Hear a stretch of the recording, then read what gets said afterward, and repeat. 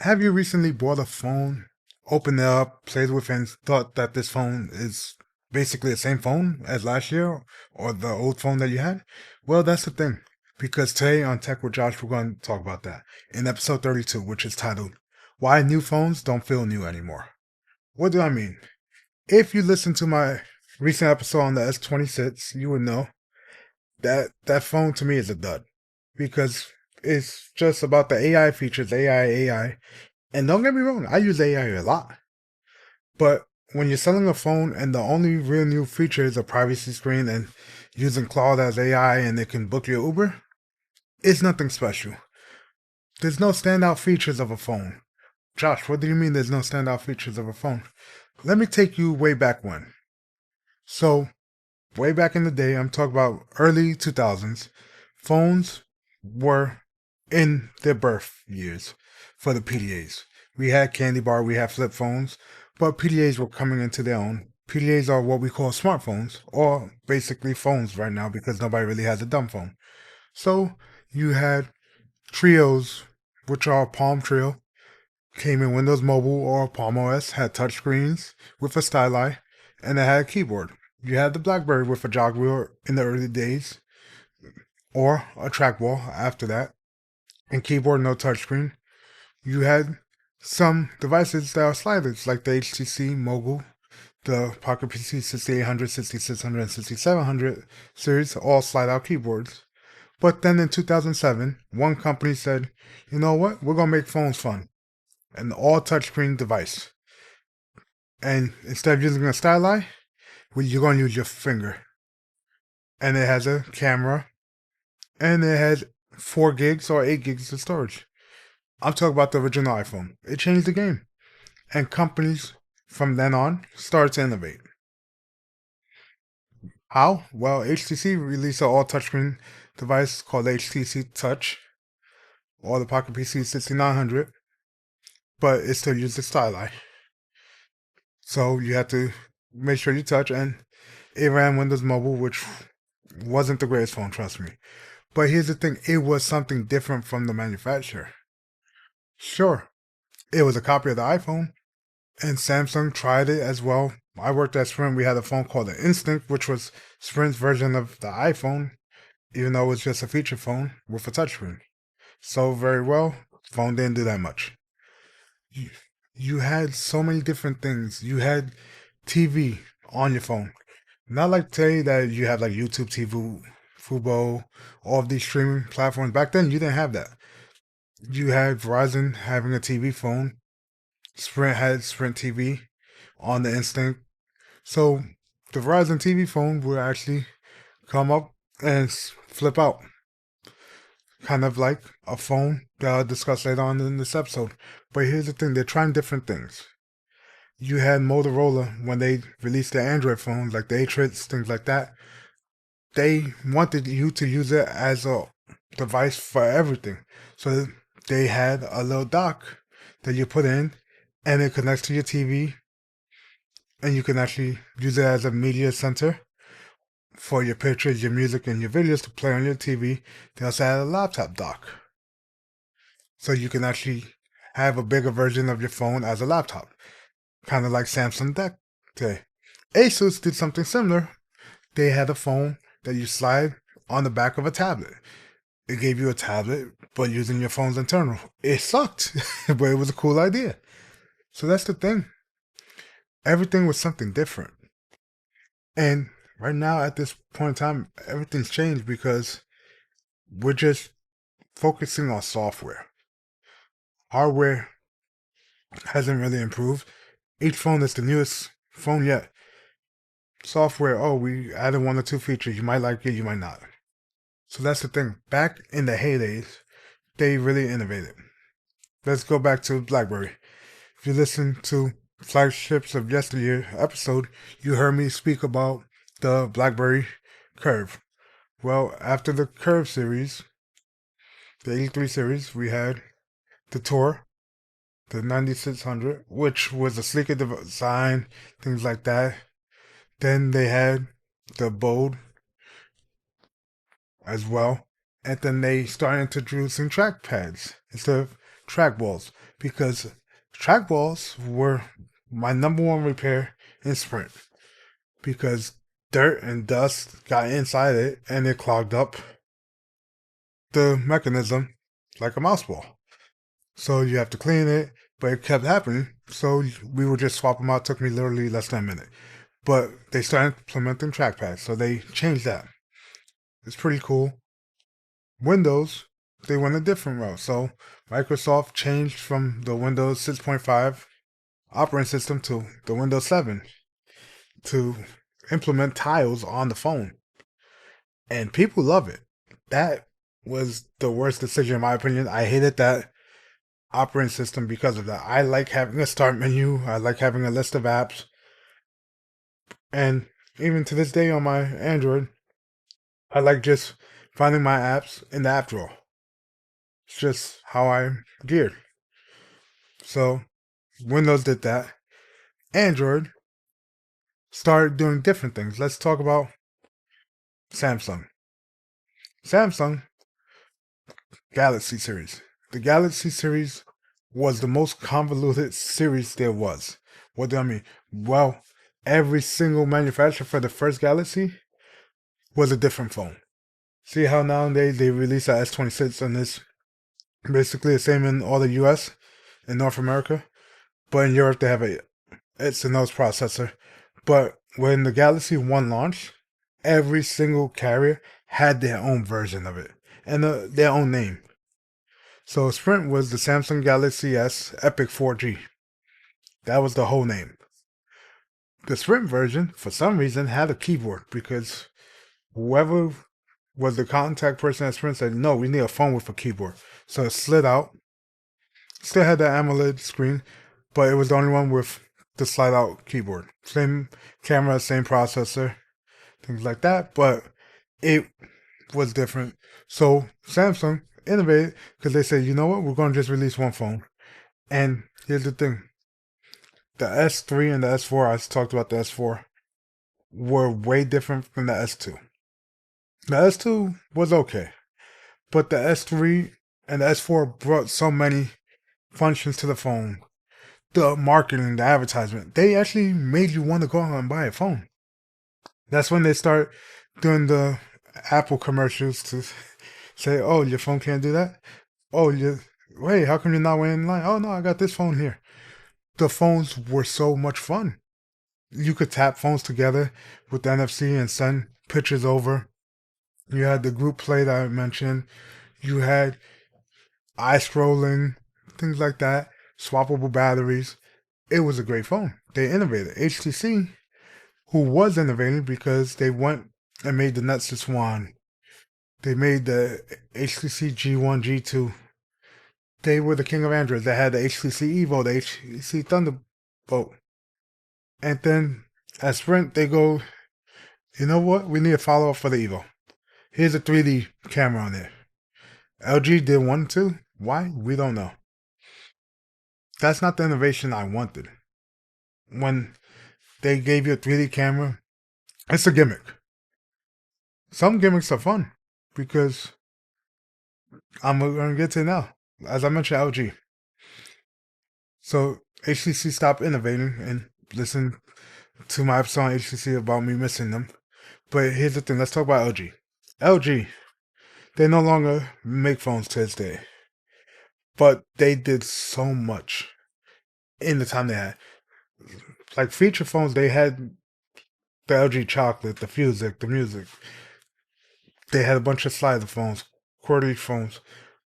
Don't get me wrong, their basic phones were great.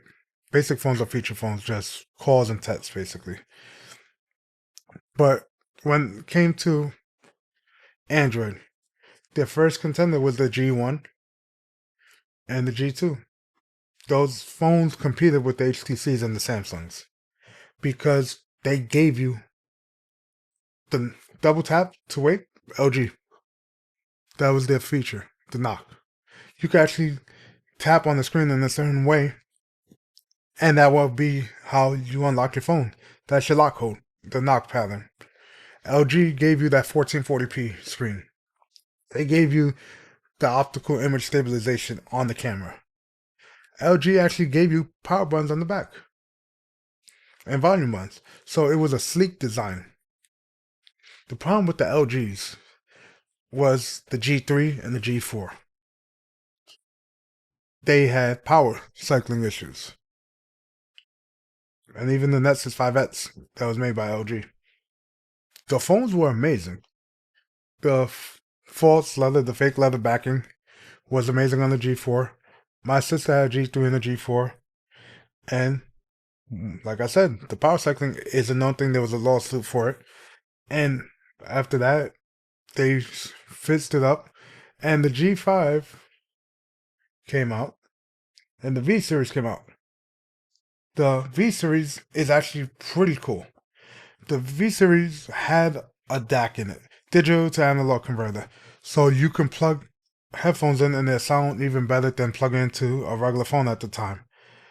You also got a second screen as a gimmick at the top, but the main thing was with the V series is you had manual controls for video.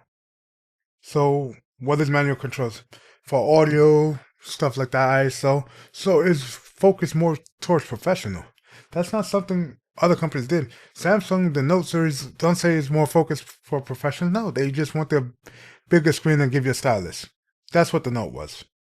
The V series gave you features that you weren't getting on your typical Android phone. That was innovation. And the reason I mentioned the G series, the G5, is because the G5 was modular. It's a gimmick. That's the gimmick I mentioned earlier. But the gimmick had promise. And they had Jason Statham in the commercial. But with the G5, you had the battery was removable. On the bottom of the phone on the side, there's two buttons you pull out. And you can swap modules.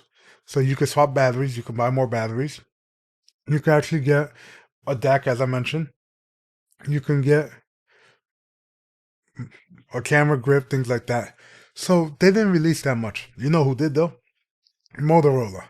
Motorola gave us things such as the Razr, the Atrix I mentioned.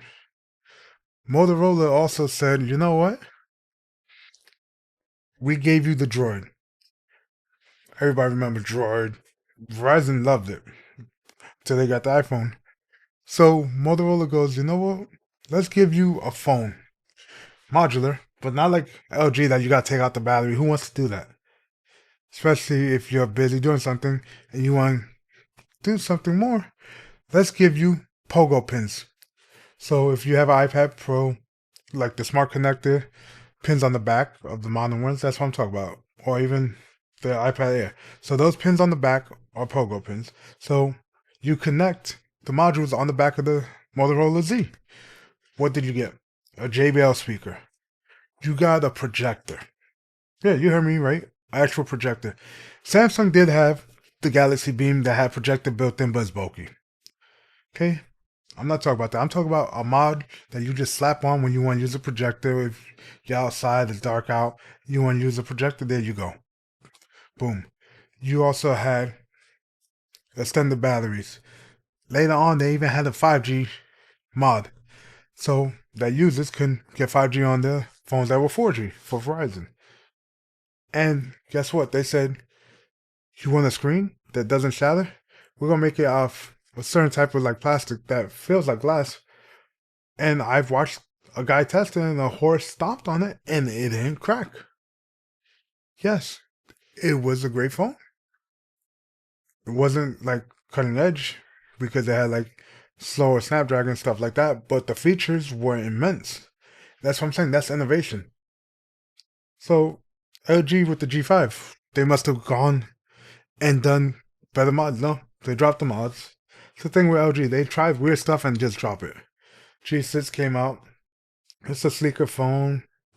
No more removed batteries. Nothing special, honestly. But then the G7 came out.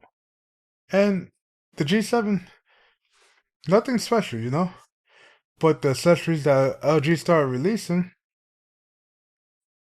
after were actually pretty cool. For the G7, G8, they had a case that you could actually use as a second screen. So you know how I have a foldable phone? Well, with the later G models, they had a case you put the phone in there, and on the other side of the case, it was a second screen, so you can use two screens at once. Who knew people want the bigger screens, like a foldable? Samsung, LG. You see where I'm going with that. But it's like things like that. That's innovation. But when you have the iPhone, hey, we have this new sensor in the camera, 48 megapixels. Still can only do 4K 60, but now we have this new camera island. Okay? It's like, that's nothing. What I did like is the front facing sensor, where you can use it in portrait and landscape without turning the phone, because they're just cropping in and cropping out. So things like that are cool because they're using a square sensor. So that's an innovation, but you got slightly faster charging. It's not innovative because you have Super VOOC charging and all this from China going 100 watt hours. China's the only place where phones are innovating still. What do I mean? Well, China is where we get the Oppo, the OnePluses, the Vivos. All of those phones come from China. And they put in the biggest sensors and cameras. So you have, as Flossie Carter says, a stove top burner on the phone, because you have a huge piece of glass on the back covering the camera lenses, and it looks like a burner off a stove. And the reason why is because they're giving you stronger zoom. They're giving you much bigger sensors. They literally gave you phones with 1-inch sensors with the Leica phones. So you're getting more detail, more lighting, and they're giving you bigger battery, and honestly, way faster charging. You can get to 100% of some of these phones in about 30 minutes. 30 minutes, I'm lucky if I get 50 at times. And the heat that you get from it is the thing, I know, don't get me wrong, but it doesn't heat up as much as your phone does when gaming. And their wireless charging charges faster than our phones do wired. That's what's insane. Some phones get about 80 watts of wireless charging. So why don't you just go buy a phone from China, Josh?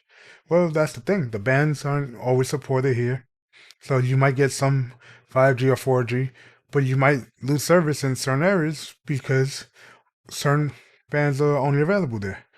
And also the software, you get some pretty cool things there, like second space, things like that. You do see that from CMF and the Nothing phones, but those are Chinese phones. We have nothing here really that's innovating anymore. I praised the OnePlus 15 because of what it brought for the value. The camera's not the greatest, you know. The 13 series has a bit more punchy image because of the Hasselblad, but it was innovative. And right now, there's no reason to upgrade. Samsung might be shutting down the production of the trifold just a few months later. Who could have seen this coming?